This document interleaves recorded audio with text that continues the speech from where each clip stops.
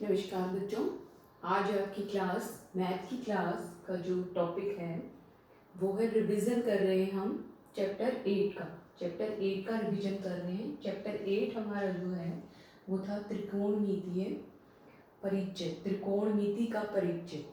तो उसमें हमने जो लास्ट वीक जो हमने किया है वो सारा यही किया है। ट्रिग्नोमेट्रिक रेशियो की है, त्रिकोणमितीय अनुपात किए हैं, आइडेंटिटीज़ की हैं, सरसमीकाएँ की हैं।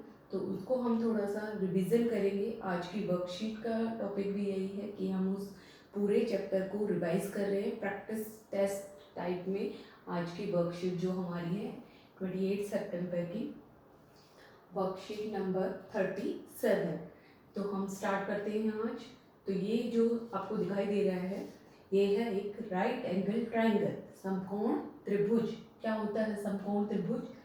राइट एंगल ट्राइंगल में एक कोण, त्रिभुज में 3 कोण होते हैं, उसमें से एक कोण 90 डिग्री का होता है। जिस त्रिभुज का उसे हम समकोण त्रिभुज या राइट एंगल ट्राइंगल कहते हैं। जो हमारा त्रिकोणमितीय लागू होती है वो किस में होती है? समकोण त्रिभुज में होती है। स्टार्ट करने से पहले मैं थोड़ा बता देती हूँ आपको कि ये जो जैसे कि नाम से ही हमें पता चल रहा है त्रिकोणमितीय अनुपात, तो यहाँ हम क्या लेंगे? अनुपात लेंगे। किनका? भुजाओं का। अनुपात क्या होता है कि हम जो भी जिनका भी अनुपात हम निकाल रहे हैं क्वांटिटी का, राशि का, उनको हम अपॉन में रखते हैं और उसको सरलतम रूप में फिर व्यक्त करते हैं। तो यहाँ पे अगर मैं देखूँ कि इस ट्राइंगल में कितनी साइड्स हैं? 3 साइड है। तो भुज की 3 भुजाएं होती हैं।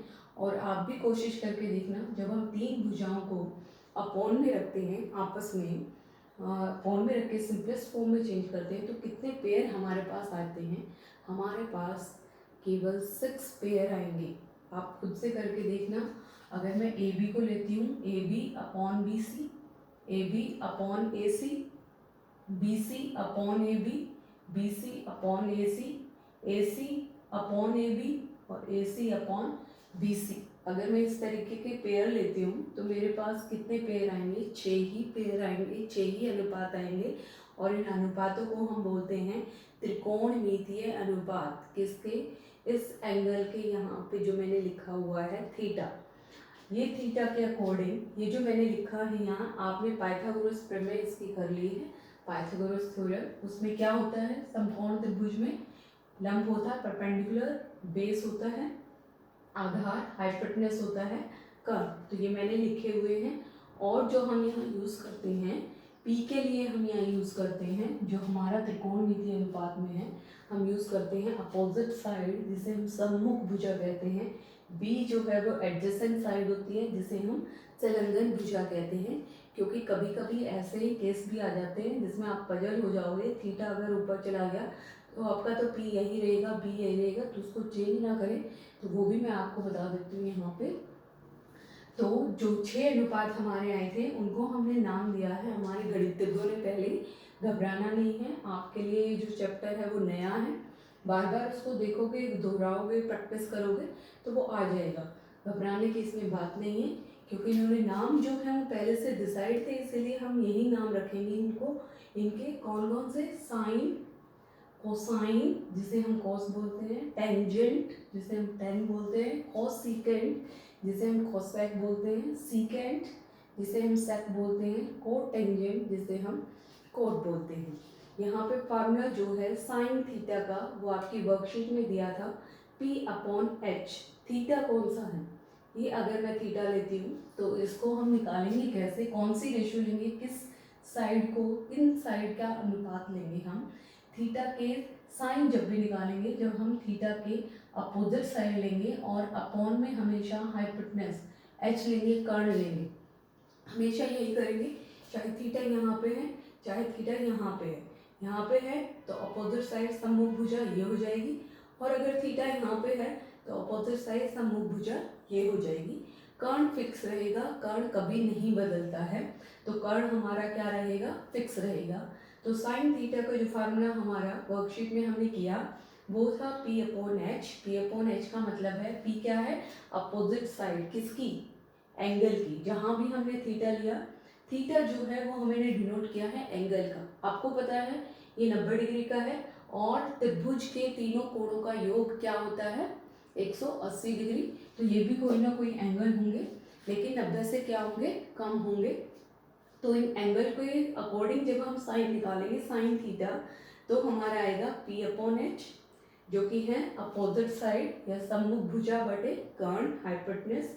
कोस थीटा जो आता है वो होता है B अपॉन एच, बी जो होता है वो बेस, और जिसे हम बोलेंगे एडजेसेंट साइड। एडजेसेंट मतलब जो साथ में लगी होती है एंगल के, और बटे में क्या आएगा, कर्ण आएगा, हाइपोटेनस आएगा। और टेन थीटा हमारा होता है P अपॉन बी, मतलब सम्मुख अपोजिट साइड बटे एडजेसेंट संलग्न साइड भुजा। ठीक है बच्चा, ये तीन आपको याद करने हैं। अगर ये आपने याद कर लिए तो ये अपने आप आपके हो जाएंगे, क्योंकि इनमें रिलेशन होता है कि जब कोसेक होता है वो क्या होता है, साइन का रेसिप्रोकल होता है, प्रतिलोम, उल्टा होता है। जैसे यहाँ लिखा ए बी अपॉन ए सी, तो यहाँ पलट दिया, ए सी को ऊपर ले गए, ए बी को नीचे ले गए, एच को ऊपर, पी को नीचे। अगर आपने ये तीन याद कर लिए तो वो अपने आप आपके याद हो जाएंगे। कॉस सेक क्या होता है, कोस का रेसिप्रोकल, प्रतिलोम, बी सी नीचे गया, ए सी ऊपर चला गया, और ये बी अपॉन एच हो गया H upon B. Tan theta, cos theta क्या है, टेन का रेसिप्रोकल, प्रतिलोम, ए बी नीचे चला गया और बी सी ऊपर, ये पी बाय बी था, ये बी बाय पी हो गया। ये आप वर्कशीट में कर चुके हैं, हम 1 वीक से ये वर्कशीट हम कर रहे हैं इससे रिलेटेड। अगर हमें ये जो थीटा है वो हमें ज्ञात है, मान लो हमारे पास 30 डिग्री है या 60 डिग्री है या 45 डिग्री है, तो ये ऐसे भी क्वेश्चन आते हैं इनके। इससे रिलेटेड एक क्वेश्चन आता है, वो हम प्रैक्टिस जो हमारा आज की वर्कशीट है उसमें हम करेंगे। अगर हमारे पास एंगल दिया हुआ है, एंगल जो हमें याद करने हैं, त्रिकोणमितीय अनुपात जिन एंगल के याद करने हैं वो एंगल हैं हमारे पास कौन से, 0 डिग्री, 30 डिग्री, 45, 45 डिग्री, 60, 60 डिग्री और 90 डिग्री के एंगल जो है त्रिकोणमितीय अनुपात हमें याद होने चाहिए। और याद करने के लिए एक तरीका है कि एंगल हम बना लेंगे, इस तरीके से मैंने एंगल बनाया है। अगर मैं कोई त्रिभुज बनाऊं जिसका एक कोण, तो कौन सा त्रिभुज, समकोण त्रिभुज, राइट एंगल ट्राइंगल अगर मैं फॉर्म करती हूँ तो उसमें एक एंगल 90 का होगा, और एक को मैं 30 बनाते हुए और एक को 60 बनाते हुए अगर ट्राइंगल में बनाती हूँ तो उसमें भुजाएं जो मेरी आएंगी, अगर मैं बड़ा भी बनाऊँ या छोटा बनाऊँ, तो जब उनको सिंपलेस्ट फॉर्म में चेंज करेंगे तो भुजाएं आएंगी, ये 1 आएगा लंब जो है, ये जो बेस था हमारा √3 आएगा, और ये क्या आएगा 2 आएगा। हमेशा आप कंस्ट्रक्ट करके देख लेना। अब अगर इसमें मैंने ये एक ट्रायंगल बना लिया, इसमें मुझे 30 डिग्री वाले भी त्रिकोणमितीय अनुपात मिल जाएंगे और 60 वाले भी। ठीक है बच्चा, करते हैं। साइन 30 ले लिया मैंने, यहाँ थीटा लिखा था क्योंकि मेरे पास था नहीं, अब मेरे पास आ गया साइन 30। क्या है साइन, साइन होता है अपोजिट साइड सम्मुख भुजा बटे कर्ण, कर्ण तो फिक्स रहेगा। अब 30 का सम्मुख भुजा अपोजिट साइड क्या है 1, जिसे हम P भी बोलते हैं, तो 1 तो आ गया ऊपर, और ये हाइपोटेनस कर्ण जो है वो आ गया कहाँ, नीचे। तो साइन 30 की वैल्यू हो गई 1/2। क्लियर। फिर आ गया cos 30। cos 30 क्या है, संलग्न बेस अपॉन कर्ण, कर्ण तो हाइपोटेनस तो वही रहेगा, संलग्न भुजा 30 की जो संलग्न भुजा है 30 के साथ एक तो कर्ण लग रही होगी, वो तो फिक्स है, उसको कर्ण ही बोलेंगे, हाइपोटेनस ही बोलेंगे। उसके अलावा जो भुजा उसके साथ लगी हुई है 30 के, उसको संलग्न भुजा एडजेसेंट साइड हम बोलेंगे। तो ये आ गया हमारा √3 अपॉन में ये हाइपोटेनस 2। ठीक है। tan 30 होता है सम्मुख बटे संलग्न, अपोजिट साइड बटे में adjacent side, P upon B, ये AB अपॉन BC, ये हो गया 1/√3। और जब आपने ये एक ट्राइंगल अपने दिमाग में सेट कर लिया, याद कर लिया, ऐसे ऐसे 30 डिग्री होगा, ये 60 डिग्री होगा, और ये हमारी भुजाएं होंगी, साइड्स होंगी उस टाइम जब एक एंगल हमारा 30 होगा और एक एंगल हमारा 60 होगा। अगर आपने ये फिगर अपने दिमाग में बिठा लिया, याद कर लिया, तो आप ये जो वैल्यू है साइन की 30 वाली त्रिकोणमितीय अनुपात और 60 वाली त्रिकोणमितीय अनुपात आप फटाफट निकाल सकते हैं। ऐसे ही कोसेक क्या होगा, साइन का रेसिप्रोकल है, अभी बताया था, कोसेक साइन का उल्टा। तो अगर मैंने ये याद कर लिया साइन 30 1/2 है, तो कोसेक 30 क्या हो जाएगा 1/2 का प्रतिलोम रेसिप्रोकल क्या होगा 2/1, जो कि होता है 2। अगर cos 30 मैंने याद कर लिया √3/2 है, तो sec 30 अब एंगल आ रहा है, ये बार बार बता रही हूँ मैं, वहाँ हमने थीटा लगाया था क्योंकि एंगल पता नहीं था। sec 30 होगा हमारा ये 2/√3। और रेसिप्रोकल में भी हमें ये ध्यान रखना है कि एंगल सेम होने चाहिए। cosec 30 किसका रेसिप्रोकल होगा? sin 30 का ही, एंगल सेम होंगे यहाँ पे, तब ये आपस में रेसिप्रोकल होंगे, प्रतिलोम होंगे। कोट किसका रेसिप्रोकल है? 10 का, तो कोट 30 की वैल्यू इसका उल्टा हो जाएगा √3/1 मतलब √3। ओके, ऐसे ही 60 का करते हैं यहाँ पे। 60 में साइन जब लेंगे हम तो क्या होता है? सम्मुख भुजा अपोजिट साइड, या जो P बोलेंगे वो सामने वाला होगा, और अपॉन में H, तो ये हो जाएगा √3/2।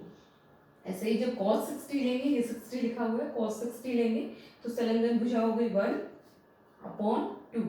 tan 60 लेंगे तो tan 60 होगी सम्मुख opposite side upon adjacent side, √3/1 √3। Okay, अब जो कोसेक होगा वो साइन का रेसिप्रोकल होगा, उल्टा कर दिया, √3/2 2/√3। sec 60 जो होगा वो cos 60 का रेसिप्रोकल होगा, तो ये 1/2 है, यहाँ 2 आ जाएगा। cot 60 tan 60 का रेसिप्रोकल होगा, √3 है यहाँ पे, और ये आ जाएगा 1/√3। ओके, यहाँ पे हम लेते हैं 45 डिग्री वाला। 45 डिग्री में आपको ये सारी 30, 60 और 45 की याद करने के लिए अगर आप ये दो ट्रायंगल याद कर लो और आपको वो पता है कि वो अनुपात कैसे निकालते हैं, हम साइन कैसे निकालते हैं, कॉस टैन कैसे निकालते हैं, तो ये आपका फटाफट आपके दिमाग में ही सोल्व हो जाएगा और आपको कहीं नोट नहीं करना पड़ेगा पेपर में। तो यहाँ पे जब हम 45 का करते हैं, जब भी हम ऐसा ट्रायंगल बनाएंगे जिसका एक एंगल 90 डिग्री का है और जो दो बच गए वो 45 के हैं, आप कंस्ट्रक्ट करके देख सकते हैं।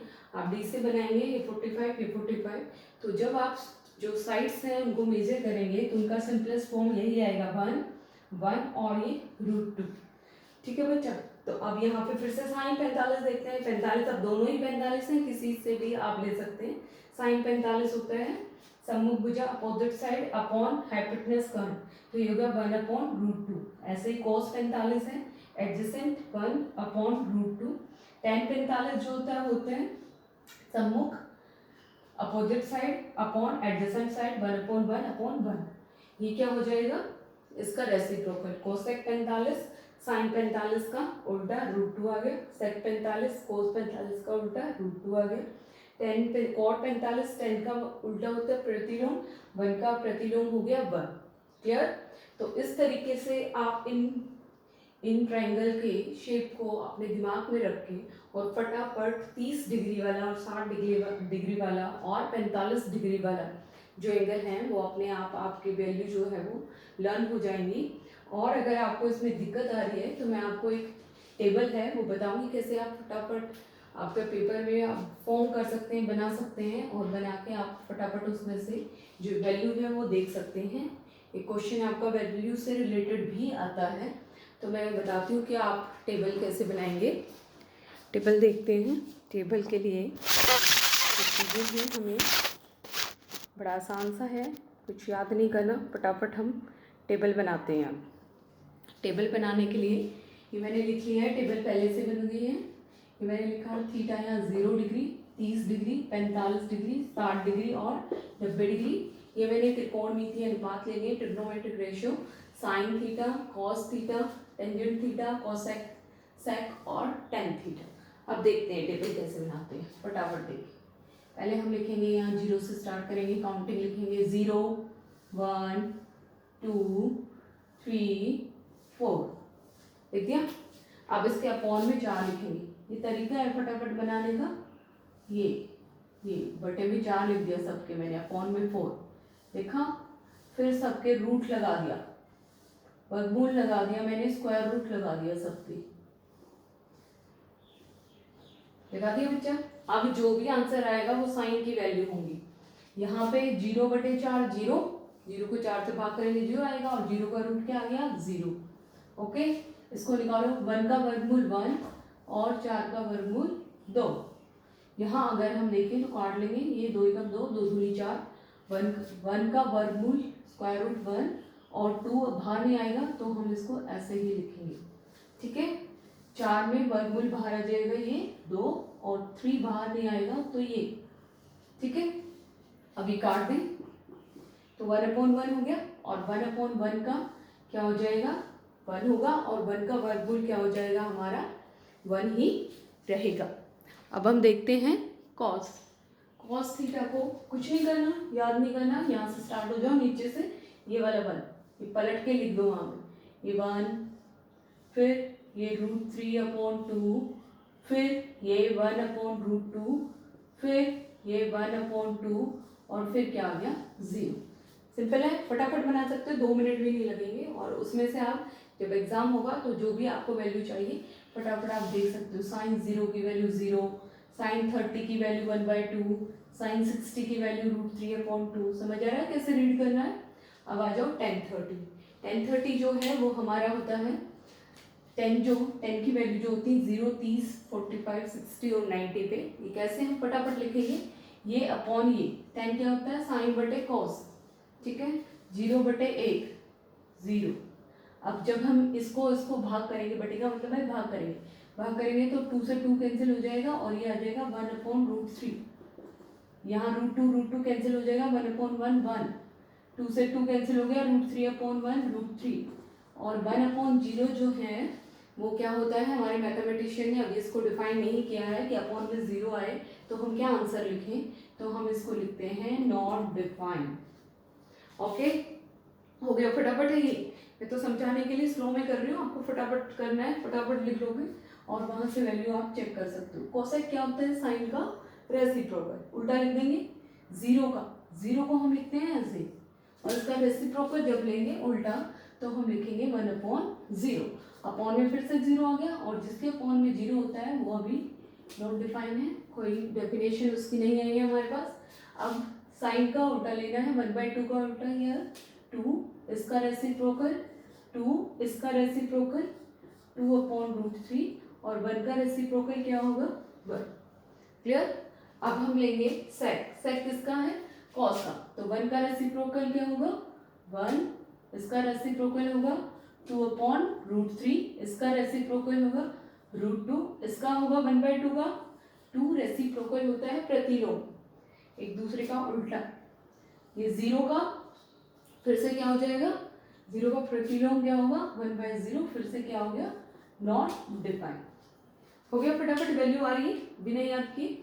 अब 10 किसका, कॉट किसका है, सॉरी यहाँ कॉट है, कॉट किसका है 10 का, तो 0 का रेसिप्रोकल क्या होगा हमारा, फिर से 1/0 क्या होगा नॉट डिफाइन, इसका रेसिप्रोकल क्या होगा हमारा √3, इसका क्या होगा 1, इसका क्या होगा 1/√3, और नॉट डिफाइन जो होता है वो ये आता है 1/0, और जब 1/0 का रेसिप्रोकल लेंगे तो ये आएगा 0/1, अपॉन में यहाँ 1 आ गया, तो ये इसकी वैल्यू होगी हमारी यहाँ 0। फटाफट बन जाएगी, आपकी 1 मिनट भी नहीं लगेगी, अगर आप 1-2 बार इसको प्रैक्टिस कर लेंगे तो आपको ये याद भी नहीं करना पड़ेगा, आप इसको पढ़ सकते हैं।